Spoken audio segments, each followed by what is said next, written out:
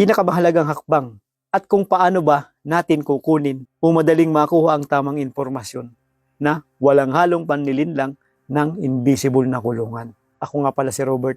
Makakatulong mo kung paano mo magigising ng husto ang pangunawa mo o ang espiritu mo at mapalakas ito. At alam ko kaya't nandito ka dahil katulad rin kita na napakaraming katanungan sa sarili.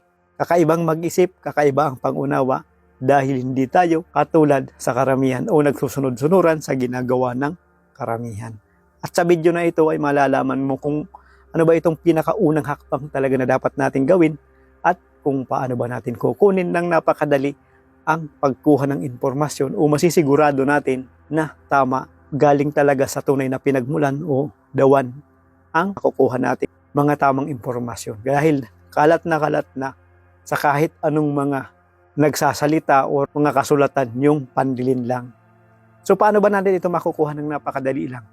Simple lang po, unang-una kailangan mo munang gawin ang pinakaunang hakbang upang mag-umpisa ng magising ang ating pangunawa at ito na yung kilalanin mo dyan sa sarili mo na ang tunay na pinagmulan, ang dawan, musay, true source ay nasa puso mo at nasa isip mo o nasa pagkatao mo. Dahil yan ang totoo. Kapag kinilala mo na siya, dyan na mag-uumpisa na, magkaroon ka na ng unlimited na katalinuhan, kaalaman, lakas dahil ang totoo, siya ang tunay na energy o source of energy. Kaya't kapag kinilala mo na dyan sa sarili mo, ay napakadali mo nang maunawaan ang lahat. Paano ba natin malalaman talaga na madali nating makuha na hindi tayo maguluhan na tama ang impormasyon natin na nakukuha o makuha natin ng napakadali lang ang katotohanan?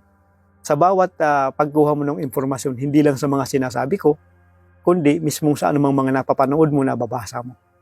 Upang hindi po kayo maguluhan, upang maintindihan nyo po lahat mga sasabihin ko, maunawaan nyo, ay kailangan nyong gawin ito upang magkaroon tayo ng tamang pag-aanalisa kung talagang naghahanap ka ng mga kasagutan sa katanungan mo kapag hindi na naging bias ang pag-aanalisa mo. Dahil maunawaan mo ang lahat. Ito ang kailangan gawin natin na anuman ang mga pinaniniwalaan natin, mga nama na nating paniniwala galing na sa ating mga magulang, lolo, o mga ninuno noon mga matatanda o kultura, o galing pa mismo sa ibang bansa kasi may mga pagkakataon na nabasakop ang ating bansa o ang mga bansa sa ibang bansa rin, di ba? So alisin muna natin yan. Isang tabi muna natin yan at hindi ko agad sinasabi na mali yan, di ba? Isang tabi lang muna natin.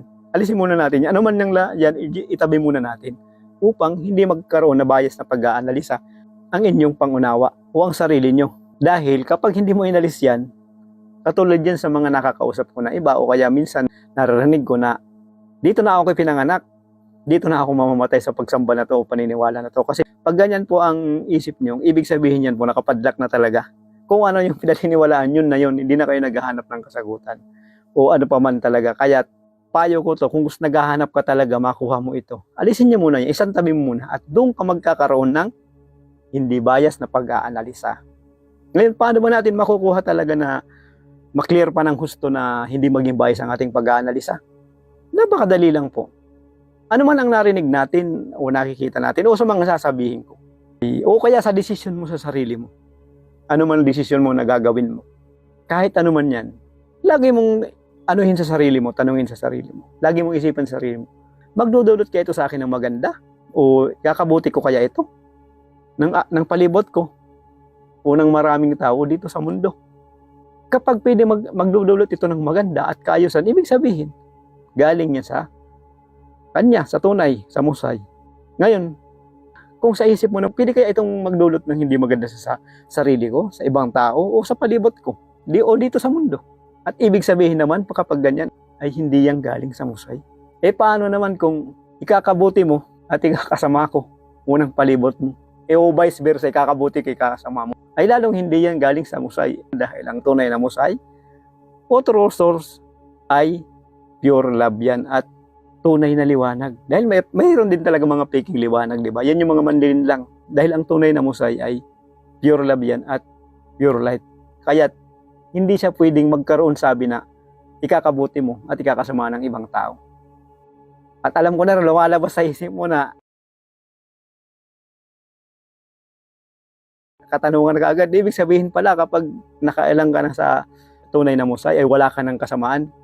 Mali lang po kasi ang pagkakaunawa. Hindi po kasamaan ang tawag nun. Mayroon ka pa rin nun pero hindi po kasamaan ang tawag nun. At ipapaliwanag ko yun sa mga susunod na video. Ganun lang po kadali. Alam mo makakabuti sa'yo. Alam mong makakabuti sa palibot mo, sa kapwa mo, o dito sa mundo. Ibig sabihin, lahat yan galing sa Kanya. Ano man nabasa mo, ano man makakuhanan mo ng informasyon, may bata man na nagsasalita, o anong mangyayari, o matanda man yan, o kung sino man yan, taga-ibang bansa man yan, o anong kasulatan man yan, ganun lang po kadali ang pagkuha ng tamang informasyon o tamang galing sa Kanya. Dahil mayroon talagang mga kasulatan na nakasulat yan na para sa mga tao yan, para maging maayos. Kaayusan dito sa mundo. At mayroon naman talaga na nakasulatan na nahaluan na ng hindi maganda o kasamaan upang maglinlang o mag-create mismo ng hindi maganda sa mga tao. Ito mismo ang magdulot ng stress. At karamihan ng tao o ikaw mismo, ano man ang naabot natin sa buhay, di ba? Kahit anong daming pera ng tao, kahit anong profesyon, posisyon ang naabot niya, anong dami ng sasakyan, laki ng bahay o wari-arian, palagi pa rin may kulang, di ba? Kahit ikaw mismo nararanasan mo yan o ano mo mga gusto mong makuha minsan, na nakuha mo na. At kapag mag-isa ka, andun na iisip mo na parang may kulang pa rin. Totoo talagang may kulang. At ang tunay na makakapagpuno niyan, nandyan mismo sa sarili mo. Dahil karamihan ng tao, mayroon silang hindi nalalaman sa sarili nila. Naging ignorante na sila sa sarili nila. Dahil nabulag na ng ilusyon. Nabulag na ng material na bagay. Ako mismo, umpisa ng pagkabata ko, ay katanungan ko talaga ito. Dahil dumaan nga ako sa sobrang hirap talaga. Napaulit-ulit na gutom. At lagi kong tinatanong yan sa sarili ko. Lalong-lalo na kapag yung may mga pangyayari na yung hindi pa mabur sa akin. Ngayon, kapag mag-isa ako, tinatanong ko agad yung sarili ko niyan. Bakit kaya pa ako nabuhay dito sa mundo? Sino kaya ako nung hindi pa ako nabigyan ng pangalan? Saan kaya ako nanggaling?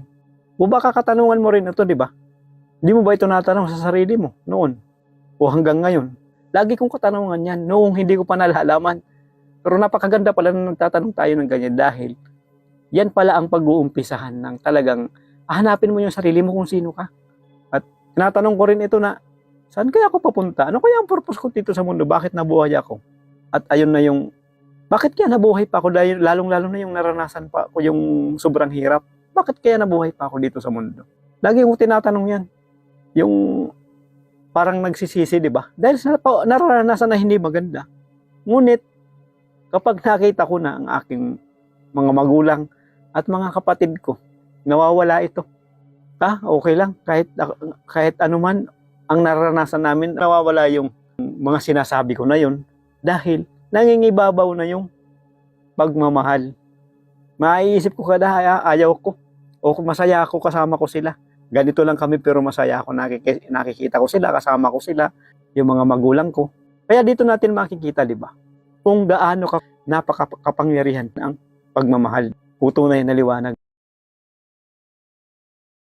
At saka kahanap ko ng mga kasagutan sa dami ng katanungan ko sa buhay. Umpisa sa pagkabata ko.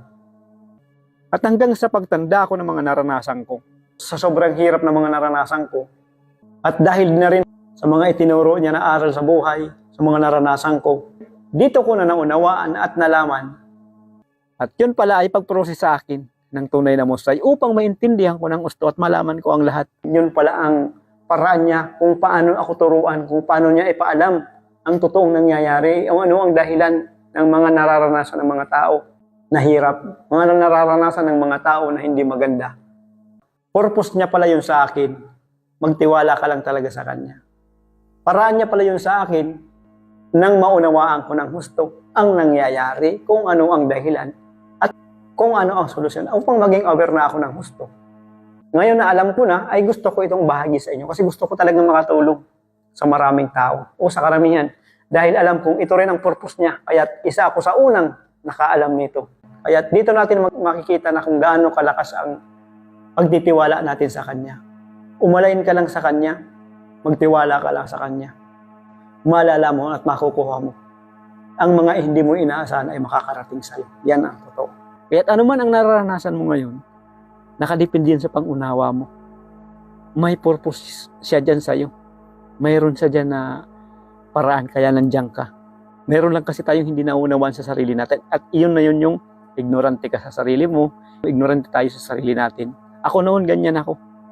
At nung makilala ko na yung sarili ko, nandun na napuno na ang lahat. Nabuuan na lahat yung mga pagkukulang na yun na lagi kong iniisip. Malalaman mo lang yan at mabubuo lang yan lahat ng mga katanungan mo na yan kapag kinilala mo na siya dyan mismo sa sarili mo. Mag-uumpisa ng babuksan ng pangunawa o maging spiritual awaken ka na. Yan ang totoo.